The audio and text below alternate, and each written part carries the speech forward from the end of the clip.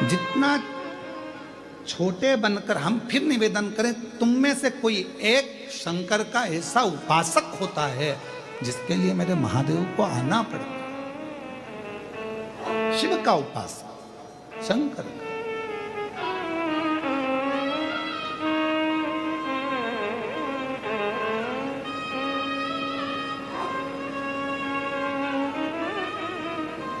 हम तो मैं महादेव से, हम शिव मंदिर में कभी भी हम शंकर जी को जल चढ़ाने के लिए या शंकर जी का दर्शन करने के लिए जाते हैं तो हम कहते हैं बाबा करुणा करना, इतने भक्त तेरे पास सुबह से लेकर रात तक आते हैं, कोई एक सच्चा भक्त तो तेरे यहाँ आया होगा ना बाबा, दिल से उसने जल चढ़ाया होगा ना बाबा। हे बाबा तुझे उस भक्त की आन है, जितने भक्त आए हैं ना उनके भी दुखड़े तू मिटाते चलना और उनका कल्याण कर।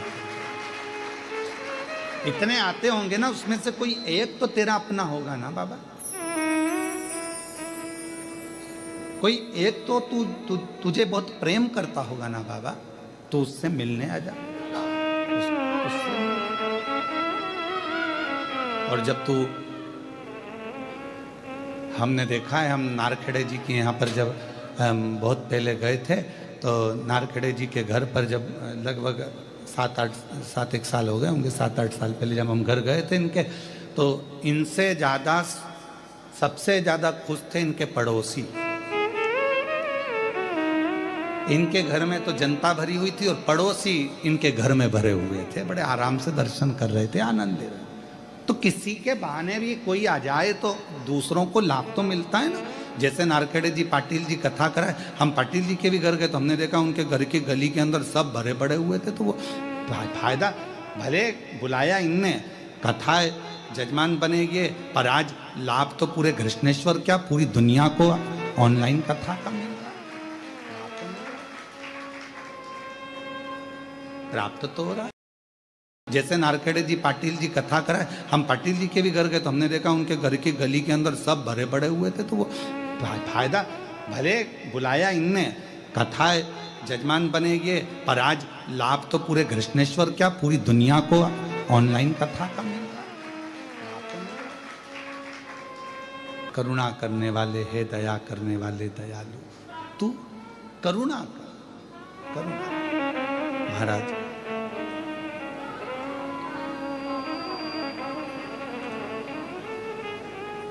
ए मेरे शिव, तेरी करुणा, तेरी उदारता, तेरी दया ऐसी बना कर रखना कि अंतिम श्वास तक तू मेरे करीब। क्या मांगा क्या नहीं, विश्वास, भरोसा, दृढ़ता, बहुत सारा शरीर का बल बढ़ गया और सोचो कि परमात्मा मिल जाए, शरीर के बल से नहीं। कोई हाथ पांव से भी विकलांग होता है तो भी भगवान मिलता है, कोई नेत्र से नहीं देख पाता तो भी भगवान मिलता है।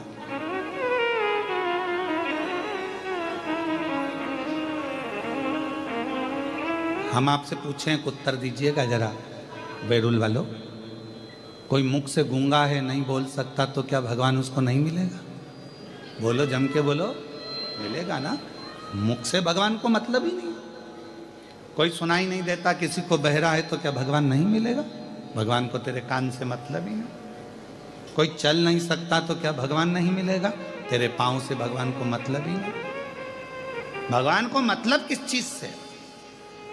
तेरी आंखें नहीं है तो भगवान को तेरे उस आंख से कोई मतलब नहीं। मेरे भोलेनाथ को किस चीज से मतलब है? तो शिव महापुराण की कथा कहती है, तुम्हारे दिल से, बस मन से जो पुकारते हो उससे परमात्मा। हाथी, श्रीमद् भागवत में चरित्र आता है गज और ग्राह का। हाथी कौन से कॉलेज में पढ़ा था जिसको भगवान मिल गया?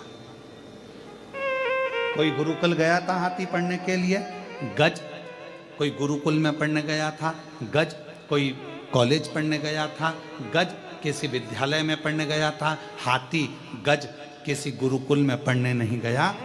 ना उसको संस्कृत आती थी, ना हिंदी आती थी, ना कोई भाषा आती थी। वो तो अपने दिल की भाषा से, जब उसके पाँव को मगर ने पकड़ लिया, ग्रह ने पकड़ लिया, तब वो हाथी परिवार वालों से देखा कोई नहीं आया, तब वो हाथी ने परमात्मा को पुकारना प्रारंभ करा और दिल से पुकारा तो वो नारायण दौड़ कर आ गया। भगवान दिल की भाषा जान, मन की भाषा जान।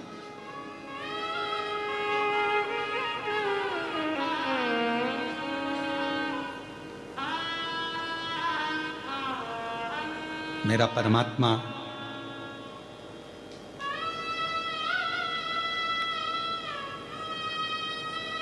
केवल हृदय की भाषा जानते हैं, नेत्र से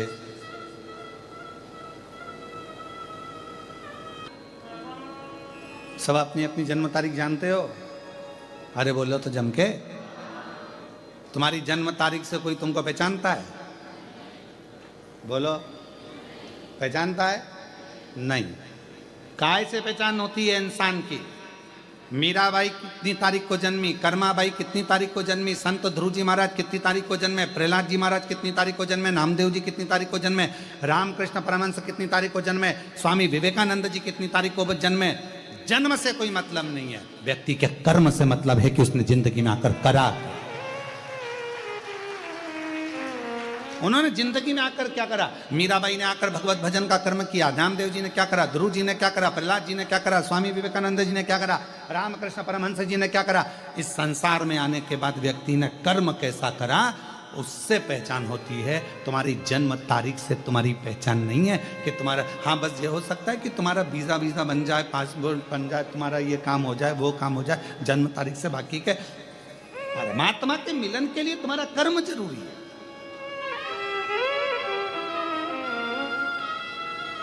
तुम कैसा कर्म कर रहे हो?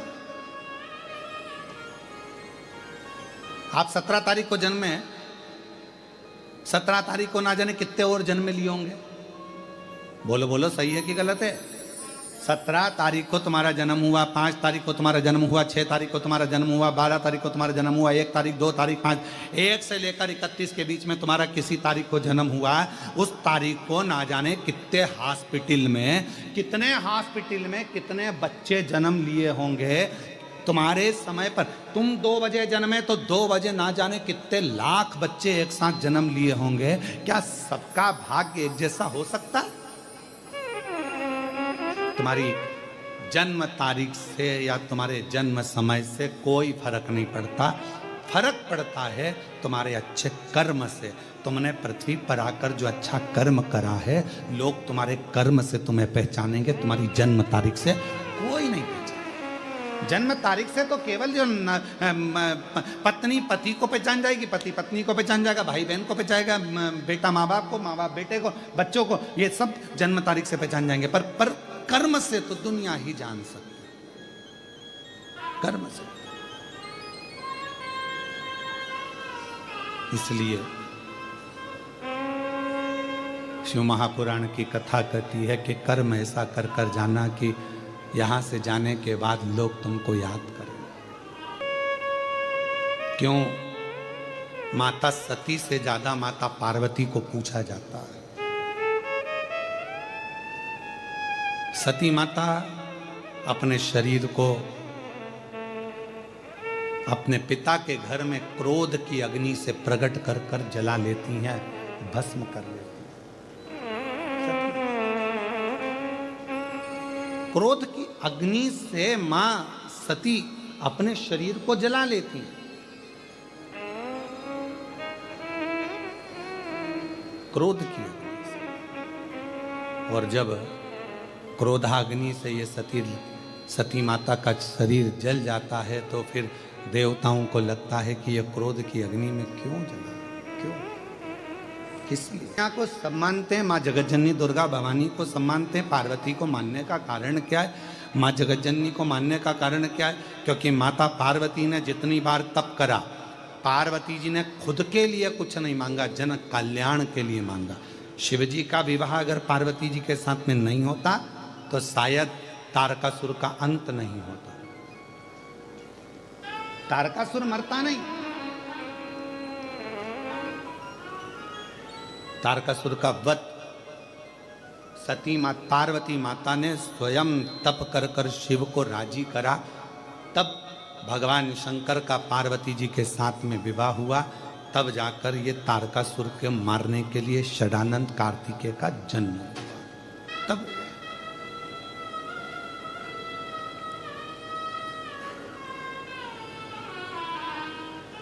आप सबको मालूम होगा, एक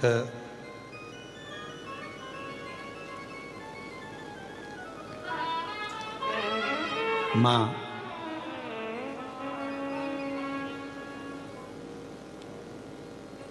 दुर्गा भवानी का एक नाम माँ पार्वती का रक्तदंती का है। क्या नाम है?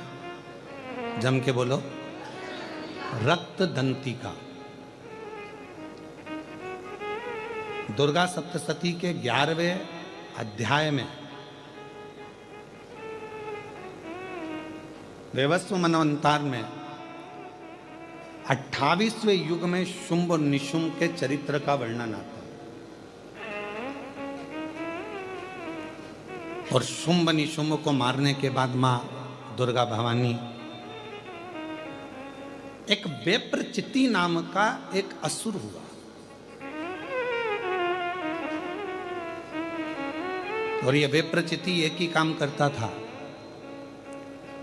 जब इसका जन्म हुआ, वेप्रचिति का असुर प्रवृत्ति का था, कहीं पर धार्मिक आयोजन नहीं होने देता था।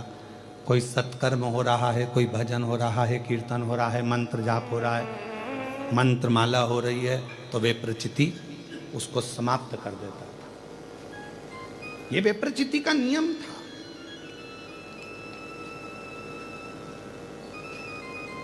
पितरों के पास में अगर कोई भाग जा रहा हो, पितृलोक में अगर कोई भाग जा रहा है, तो पितृलोक के भाग को भी वेप्रचिति खुद खा लेता, खुद धारण कर लेता। इतना भयंकर असुर था वेप्रचिति कि देवता सब त्रस्त थे उससे।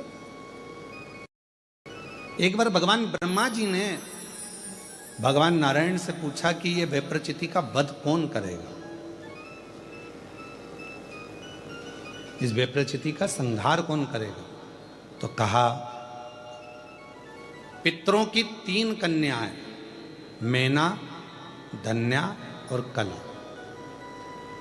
मैना जी के घर में मां पार्वती का जन्म होगा, और पार्वती जी जब अपने नाना जी से मिलने के लिए पितृलोक जा रही होंगी और ये वेप्रचिति उनको रोकेगा, तब उनके भाग को रोकेगा, उनके अन्न भाग को रोकेगा, या उनके पुण्य भाग को रोकेगा, तब मां पार्वती इनका संहार करेगी। कितना सुंदर व्याख्यान इस वेप्रचिति की कथा में आता है। माता का नाम रक्तदंती का कैसे पड़ा, वो शिव महापुराण की कथा वर्णन करती है कि वेप्रचिति भ्रमण कर रहा था यहां तहां पर। पितृ बड़े सरल थे, पितृ बड़े सहज, पितरों की बड़ी नम्रता। ये दुनिया के लोग कहते हैं ना कि पितृदोष लग गया, पितृदोष लग गया, पितृदोष लग गया, ये लोग कहते हैं अपनी जगह पर शास्त्र नहीं कहता कि पितृदोष लगा। शास्त्र कहता है कि हमारे घर के पितर, हमारे घर के पूर्वज हमको देखकर हमेशा खुश होते हैं, कभी बद्दुआ नहीं देते हैं, कभी बद्दुआ नहीं देते। पर घर के बच्चों का एक नियम होना चाहिए, घर के बुजुर्गों का, घर के रहने वाले व्यक्ति का, घर में रहने वाला एक एक व्यक्ति का यह नियम होना चाहिए कि 16 श्राद्ध जब आए तो उन 16 श्राद्ध में आप अपने पूर्वजों को धन्यवाद दो, प्रणाम करो, नमन करो, दान करो, पुण्य करो। कुछ ना बने तो कम से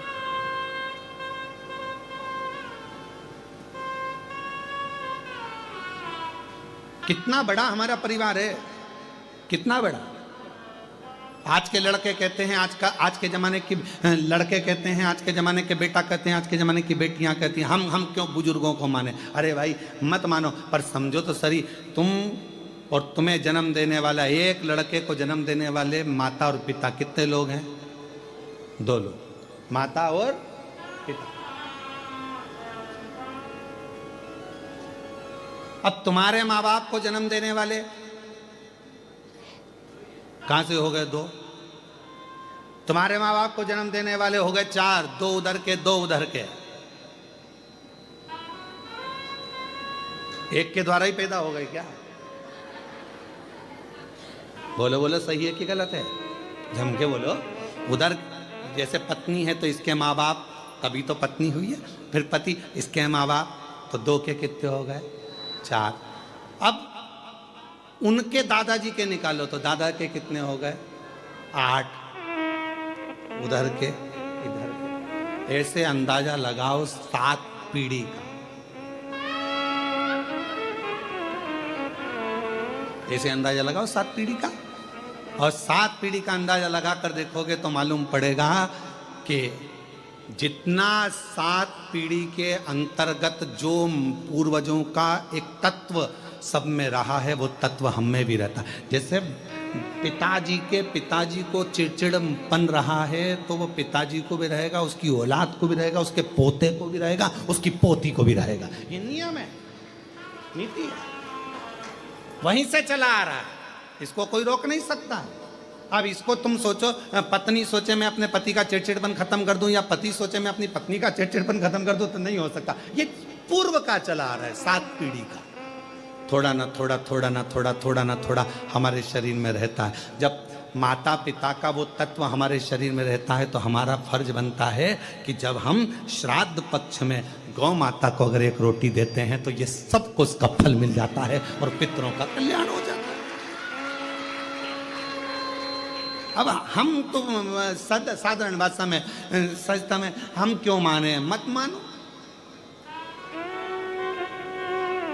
हमें क्या करना? आग लगे बस्ती में, अपन रहे मस्ती में, क्या किसको रोई है चादर तान के। हम क्यों माने? हमें क्या करना? मत करो। वो क्या बोलते हैं? आई डोंट माइंड, हमें क्या करना? क्या मतलब? तुम्हारा मन हो जो करिए, पर निवेदन है, बिना आप उस बखाड़े को क्यों कहता? 7 पीढ़ी, 7 पीढ़ी में हजारों लोग, और एक घर का एक बेटा यदि श्राद्ध पक्ष में गौ माता को एक रोटी देता है, किसी संत साधु ब्राह्मण तपस्वी साधक उपासक को एक अन्न का निवाला देता है तो उसका फल पूरों को प्राप्त हो जाता है।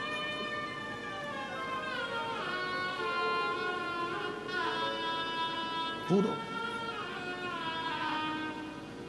और इससे ज्यादा, बेटे से ज्यादा फल एक लड़की, एक बहू को प्राप्त होता है।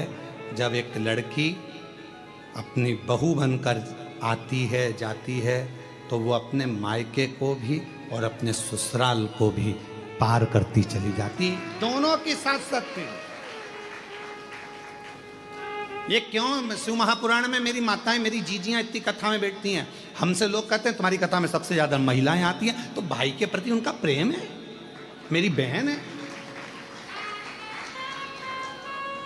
उनकी प्रियता है। तो कहा आपकी कथा में सबसे ज्यादा महिलाएं जाती हैं, सबसे ज्यादा महिलाएं, तो उनका प्रेम है, मेरी जीजियां हैं, मेरी बहनें, प्रेम है उनका, और उनका आना जरूरी है।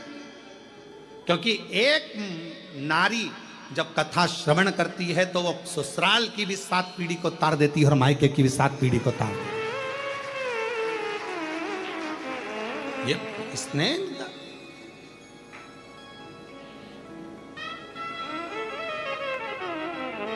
और उनका हृदय वो भाव से जो पुकार रही हैं, भाव से जो भगवत भजन कर रही हैं, उसको प्राप्त कर। महाराज